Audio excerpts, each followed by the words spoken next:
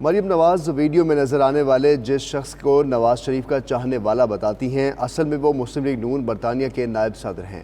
नासिर भट्ट नवाज शरीफ के लंदन कयाम में हमेशा उनके दाएं बाएं देखे गए। और तो और नासिर भट्ट अपने लीडर के लिए लंदन में दंगे भी करते रहे हैं।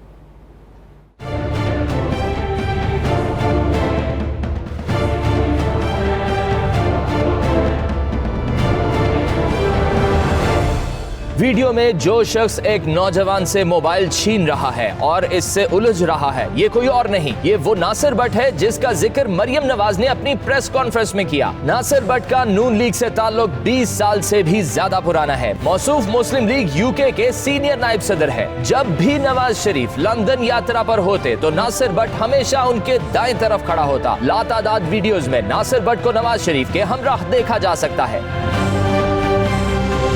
पीटीआई या किसी और सियासी जमात के साथ लंदन में लड़ाई झगड़ों में नासिर भट्ट नून लीग की जानिब से हमेशा पेश रहे। नासिर भट्ट को पीटीआई के मुजाहिरीन से उलझने के इल्जाम में लंदन पुलिस गिरफ्तार भी कर चुकी है।